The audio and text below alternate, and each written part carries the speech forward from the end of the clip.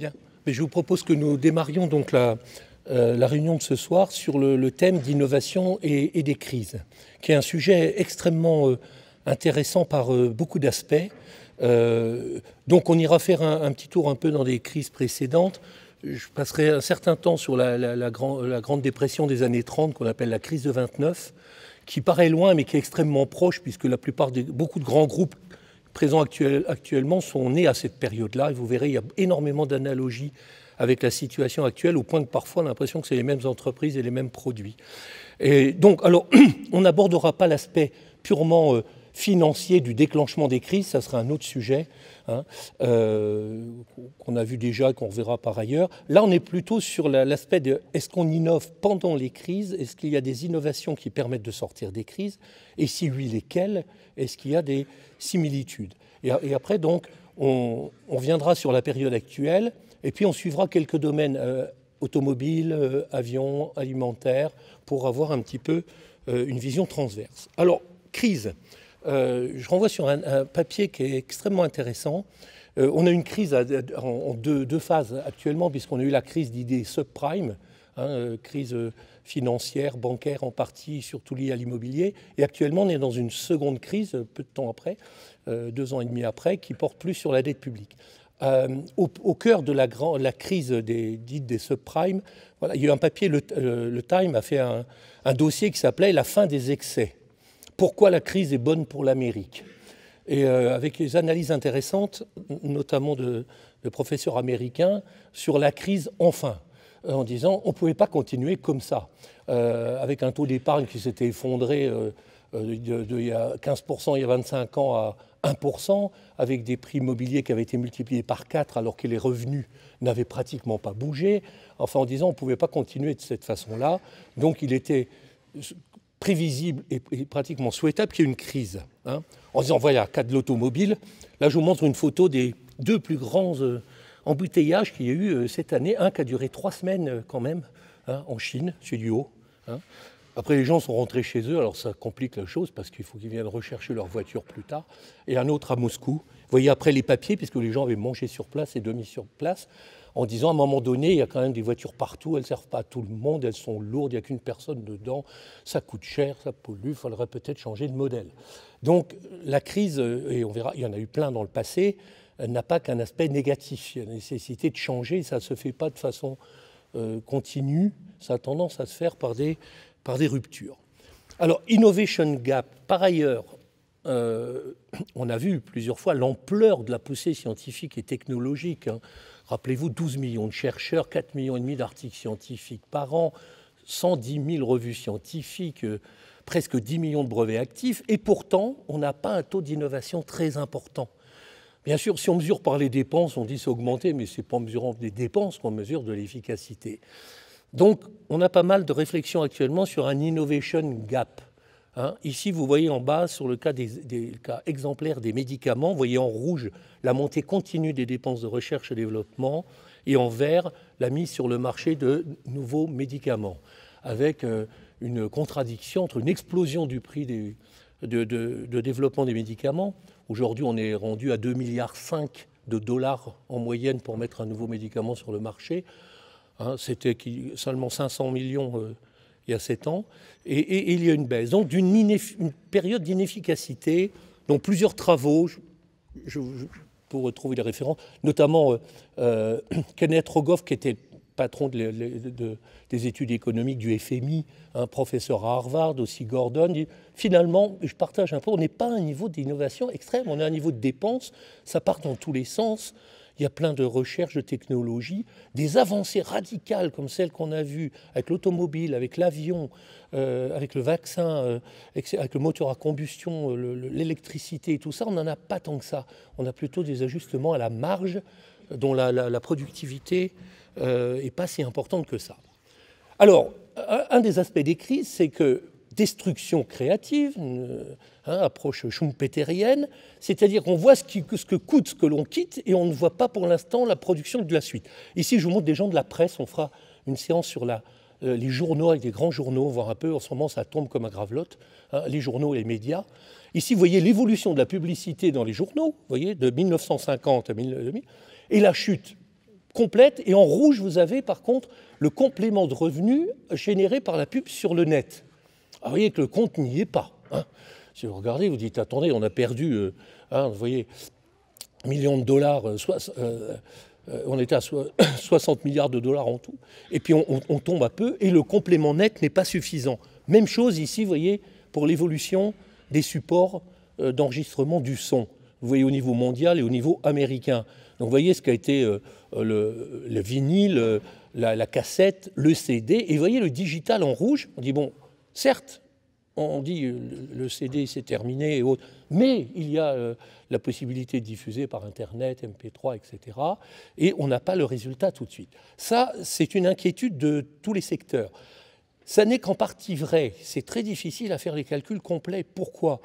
Parce que si on dit, oui, mais si vous ne prenez que les journaux classiques, la part qu'ils faisaient en publicité, et puis ce qu'ils font sur le net, ça ne donne pas l'impact qu'a apporté l'Internet.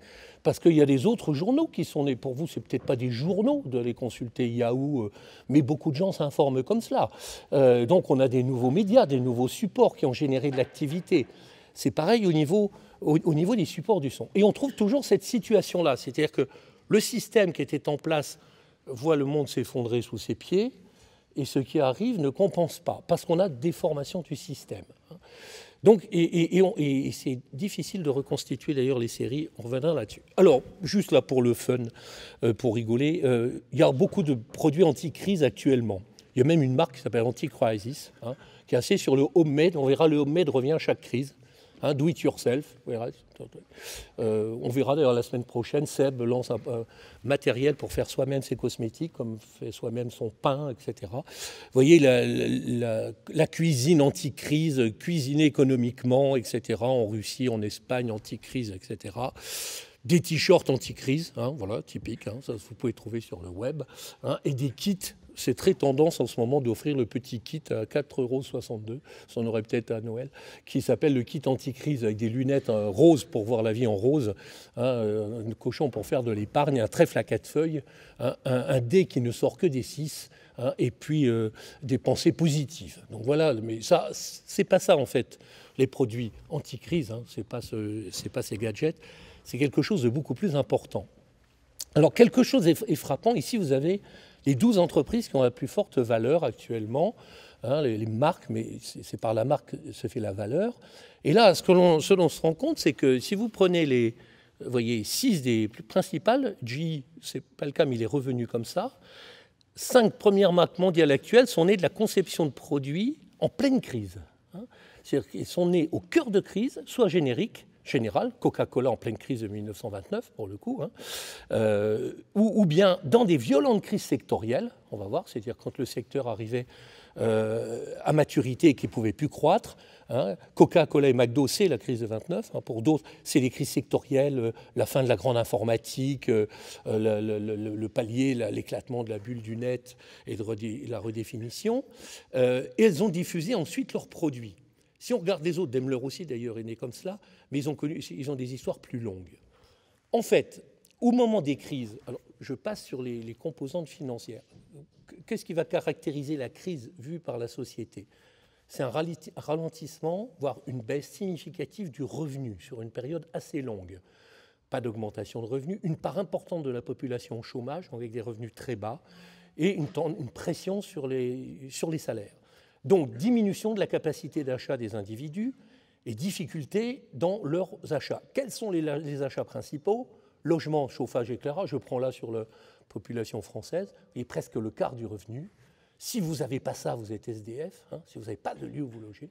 Soit c'est l'achat à la maison, soit c'est le loyer. Donc, point très important. Transport, très peu de gens vivent assis sur leur lieu de travail. Donc, il y a une problématique de transport. Alors, les flèches vertes, c'est qui concernent essentiellement les entreprises, et les flèches oranges, c'est qui concernent l'État. Et là, il y a les deux. Il y a le secteur public et le secteur privé sur les transports, donc c'est automobile, transport public, etc. Alimentation, très important en période de crise. Mais vous voyez actuellement l'expansion de ce que font les Restos du Cœur. On verra d'autres modèles sur ce plan-là. Autre bien, je laisse puisque c'est un fourre-tout. Loisirs et culture, qui reste important dans cette période-là, parce que les gens ont besoin aussi de se rencontrer et d'échanger. Restauration, en ce moment, ça morfle beaucoup, c'est l'alimentation, mais la sortie, c'est un énorme secteur d'activité. Équipement, habillement, qui est moins important chez nous, mais qui quand même est important, les dons de vêtements, etc. Vous voyez, la possibilité d'avoir des vêtements pas chers. Santé, alors santé paraît faible, pourquoi? Parce que ce n'est pas dans la consommation directe, on a payé par la Sécu, c'est un gros poste, en fait, c'est 18% du PNB, mais c'est géré essentiellement par l'État. Hein.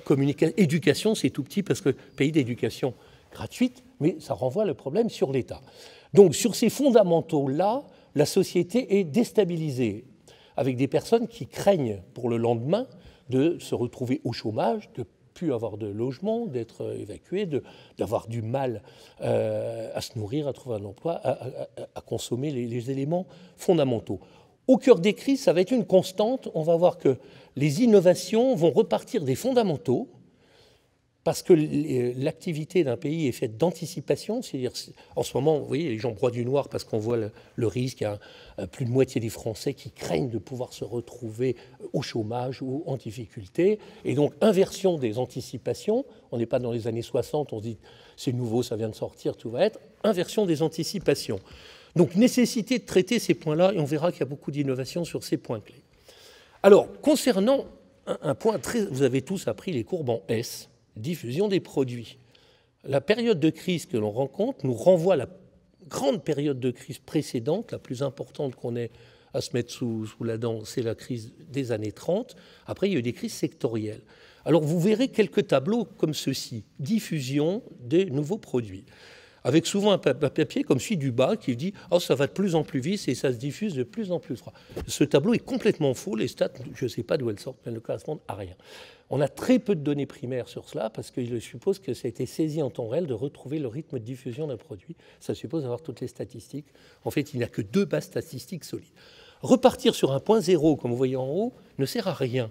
Pourquoi? On vous met 2 choses, automobile, téléphone, électricité, c'est les plus énormes investissements qui ont été faits. L'auto, il faut investir dans des usines, mais aussi dans des routes. Le téléphone, il a fallu l'installer sur tout le territoire. L'électricité aussi. Hein. L'Internet est passé par ces fils-là, si vous voulez. On compare des gros investissements lourds de structures avec des choses qui sont simplement l'utilisation de choses existantes. Et puis, les baisses que vous voyez, c'est parce que ça s'est coltiné 2 guerres mondiales et des grandes crises qui ont arrêté les points. Donc, on ne peut pas comparer en partant de zéro. Je vais le faire en repartant d'une source. Les seules données qu'on ait vraiment solides, je vous montre ici sur la Finlande, hein, 2003-2008, pour les secteurs nés des télécommunications, l'Internet, le numérique et tout. Donc, vous voyez la complexité des courbes, mais je ne vais pas rentrer le détail. C'est précis parce que c'est la Finlande. Au niveau mondial, on a extrêmement peu de données. Et moi, je vais encadrer des thèses dont le seul objet était de reconstituer 2 produits sur leur origine, tellement ça prend de temps pour aller trouver les données exactes. Alors là, je vous reprends base qui est la plus solide à ma connaissance, hein, qui vient de l'administration américaine, qui va nous faire observer plusieurs choses. En jaune, en orange, vous avez les guerres, la Première Guerre mondiale et la Deuxième Guerre mondiale. En bleu, vous avez les périodes de crise importantes. Avant la Deuxième Guerre mondiale, vous avez la longue crise des années 30, hein, qui débouche après 39-45, la guerre. Vous avez la crise molle des années 1973 et qui va traîner ce qu'on a appelé la crise. Il y a un film qui s'appelait La crise. Hein, c'est pas profond, mais il n'y a plus de croissance pendant presque 8 ans. Et puis une crise plus récente qui est ensuite 2001-2002. Après, on passera sur la période plus récente. Ce que l'on observe, alors la guerre, ça c'est les diffusions des produits nouveaux dans la société américaine. Il faut savoir qu'aux États-Unis, à la guerre de 14, ils l'ont vu de très loin. Hein, et ils sont arrivés assez tard sur le continent, et il y avait très peu de militaires américains. Il y avait moins de militaires américains que de gens de la Croix-Rouge américaine, pour donner une idée, hein, qui sont venus en Europe. Donc, ce n'était pas une guerre américaine. Hein, ils ont participé à la victoire, ils ont joué un rôle important. Je ne critique pas les États-Unis, mais ça n'a pas affecté du tout la consommation aux États-Unis, si vous voulez. Hein. Vraiment, la partie, la crise la plus importante, il y en a une qui était juste au tournant de 1900, tout début des années 1900, 1903, 1908, et il y en avait une vers la fin des années 1890, mais on ne la voit pas là. Première vraie crise, c'est la grande crise, la Grande Dépression, 1929, et qui va traîner, je dirais, ça va un petit peu bouger 5 ans après avec l'arrivée de Roosevelt, le New Deal, mais en fait, c'est un peu de l'apparence. Et en fait, on n'en sortira qu'un an et demi avant la guerre qui crée un autre type de crise. Qu'est-ce que l'on observe pendant la crise ? Vous voyez, celle-là qui est la grande crise de 1929. Vous avez des produits qui ne sont absolument pas affectés par la crise. Non seulement ils ne sont pas affectés, mais ils accélèrent. Vous prenez par exemple 2 produits d'équipement clés, la machine à laver et le réfrigérateur. Au tournant de l'an 2000, il y a eu une enquête mondiale sur quelle a été la plus grande invention, innovation du siècle passé, du XXe siècle. Les femmes ont dit la machine à laver. Parce qu'avant, ça prenait 1 journée et demie par semaine d'aller laver les choses, et la pilule. Bon, là aussi, le réfrigérateur, ça permet de conserver des aliments qui sinon se perdaient. C'est des produits typiquement anti-crise. Le réfrigérateur continue à tourner à 30% de croissance par an pendant toute la crise de 1929. Et pareil pour la machine à laver. Le téléphone va connaître une baisse. Pourquoi ? Parce que c'est l'équipement des communes et des sociétés de la même façon que l'électricité. Pour mettre l'électricité, enfin, si vous regardez l'ancien texte, c'est dans les campagnes, c'est les communes, on dit on met l'électricité, puis voilà, il va y avoir tout, ralentissement des investissements. Mais vous voyez qu'au milieu de la crise, la courbe s'inverse. Pourquoi ? On va le voir après. C'est que la société et les entreprises s'adaptent à la crise, elles prennent conscience d'un nouveau contexte, elles vont sortir des produits anti-crise. On va voir ce que sont des produits anti-crise, qui vont permettre de récupérer le marché avec des produits simples, faits en très grande quantité, basiques, bien structurés, vous allez voir, qui vont permettre de repartir en croissance, de recréer de la richesse. Et vous en avez, vous voyez, on voit donc qu'on a des produits qui sont plutôt, comment dirais-je, des produits. La radio, elle passe comme truc parce qu'on se tient au courant, ça coûte très peu cher. C'est un produit qui a tout le temps roulé de façon phénoménale. Vous voyez, l'automobile, quand arrive la guerre de la Deuxième Guerre mondiale, alors les Américains ne rentrent pas en guerre en 1939. C'est à partir de 1942 qu'on a une chute violente. Les hommes sont partis à la guerre, etc. On réquisitionne l'essence, les matériaux. Donc l'automobile baisse. Et vous voyez aussi la machine à laver, les femmes sont seules, etc. C'est là. Mais on verra qu'il y a un truc qui se répand immédiatement, parce que c'est un investissement lourd que ne peut pas se permettre la famille. Ça va être les laveries automatiques qui vont rester une spécificité des États-Unis, encore aujourd'hui. Vous voyez, dans le mythe de la publicité américaine, vous avez la laverie qui vient avec son jean et tout le bardard, parce que c'est un moyen collectif d'utiliser la machine à laver. Réfrigérateur continu, toute petite régression, parce que c'est un outil extrêmement efficace pour traiter l'alimentation. Radio aussi, électricité n'est pas affectée par cela. Quand on va voir c'est pareil, pendant la crise dite, je vais dire la crise récente, celle qui est déclenchée en fait par la première crise du pétrole, le micro-ondes n'est pas du tout affecté, va plutôt accélérer avec la crise parce que c'est un moyen pratique et peu coûteux en énergie de préparer les repas, si vous voulez. La machine à laver la vaisselle, elle a une croissance beaucoup plus lente parce que son efficacité est beaucoup moins évidente que celle de la machine à laver le linge. Il y en a qui disent que ça va pratiquement plus vite de faire la vaisselle. Ça dépend du nombre de personnes qu'il y a, mais c'est un produit qui reste à un taux de pénétration beaucoup plus bas. L'air conditionné apparaît quelque chose comme étant un peu superfétatoire par rapport aux besoins réels des gens, par rapport aux basiques, si vous voulez, alors qu'on va avoir la télévision qui va être un loisir très peu cher, en fait. Les gens, ça leur permet de rester connectés. La télé, vous voyez le samedi soir, les émissions qu'il y a à la télé. Vous dire c'est pas terrible, oui, mais c'est pour tous les jeunes qui ne peuvent pas sortir. Et donc, ils regardent un truc à la télé parce que c'est pas cher. C'est un loisir très peu cher. Donc, c'est juste un passage rapide pour vous montrer qu'en fait, il y a des produits qui vont, eux, en fait, contrer la crise parce qu'ils ont une efficacité en création de richesses pour l'individu, en création de services réellement utiles qui va être plus forte alors que d'autres vont être marqués. Alors je vous montre par exemple des choses, après on reprendra une séquence plus historique. Voilà par exemple des véhicules anti-crise. La Ford T, qui va être un véhicule anti-crise, pas crise de 29, la production s'arrête en 1927, donc c'est pas du tout un produit crise de 29. C'est un produit qui va prendre le relais de la grande crise de l'automobile du tournant du siècle. Le leader mondial avant l'arrivée de la Ford T, c'est de Dion Bouton, qui domine la terre entière. Tous les taxis de New York ou de Tokyo sont des de Dion Bouton. C'est lui qui a inventé beaucoup de production série, d'avoir une plateforme commune. Et puis à partir de 1909, c'est la Ford T qui prend le relais. Et rappelez-vous, Henry Ford il disait, si mes ouvriers ont le moyen de l'acheter, c'est un marché phénoménal. Hein, on en vendra 13 millions. C'est un produit vraiment populaire, dans le sens. Alors que la plupart des entreprises, la France avait 50 constructeurs d'automobiles. Elle dominait le marché du luxe mondial. On a beaucoup de mal à arriver à faire un véhicule qui soit disponible pour tout le monde à des prix très bas. De Dion sortira la Populaire, hein, une voiture qui s'appelle la Populaire pour être adaptée, et Peugeot aura un véhicule 207 qui sera aussi, mais pas dans les mêmes volumes que Ford, et inspiré de la Ford E-T. La Volkswagen, en haut, vous voyez ce truc, qui est celle de la sortie de la Deuxième Guerre mondiale. Hein. Un véhicule plus simple qui revient très tendance, hein, le Vespa, là, qui était après la Deuxième Guerre mondiale sur l'Italie. Et vous voyez la Logan, produit actuellement typique de sortie de crise avec la gamme Dacia, hein, avec des véhicules relativement bon marché. Alors ici, je vous montre une courbe un petit peu compliquée. Enfin, pas compliquée, non.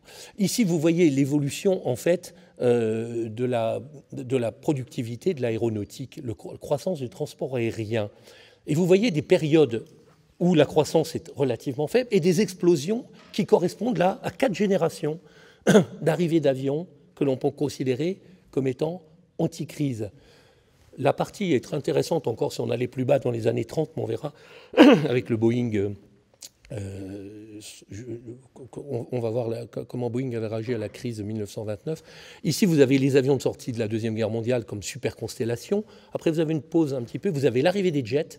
Hein, l'arrivée, alors en 58, du Boeing 707 qui va changer la donne des C-8, Caravelle, etc., qui vont permettre une explosion du transport aérien de façon très forte. Ensuite, on a une période où on a assez peu d'amélioration de la productivité. On aura l'arrivée du 747 qui va introduire des nouveaux critères de rapport coût-efficacité phénoménaux et qui sera suivi par DC-10, Tristar, Airbus qui va jouer un rôle déterminant dans l'augmentation. Après une petite retrait qui est liée à la crise du pétrole, la première, qui va justement rendre ces avions encore plus efficaces, parce que surtout Airbus, il n'y a que 2 réacteurs. Hein. Et puis on voit aussi après la suite, là, la filière à 320 et autres, et l'arrivée d'une nouvelle génération. C'est-à-dire que quand on arrive à un palier, ça c'est ce qu'on appelle des crises sectorielles, hein, qui ne sont pas liées à des crises globales, mais sectorielles, la bulle Internet qui ne touchait pas l'alimentation, si vous voulez, parce qu'on arrive à une limite, hein, d'un système, comme on arrivait à une limite avec les gros systèmes informatiques avant l'investissement massif sur la micro-informatique. Et donc, on va voir aussi, je vous l'illustrerai, le cas des crises sectorielles, où généralement, on va avoir une innovation majeure d'une entreprise qui va améliorer de façon considérable le rapport coût-efficacité et qui va prendre le deal. Et ça n'intervient pas en période de croissance. En période de croissance, on n'a pas une tellement forte motivation à innover. Si ça marche bien, on produit plus, basta. On ne va pas changer la donne si tout va bien. Si vous faites 15% de croissance, vous augmentez vos capacités de production. Plus que vous dites, oh, il faudrait remettre en cause tout, faire beaucoup moins cher, etc.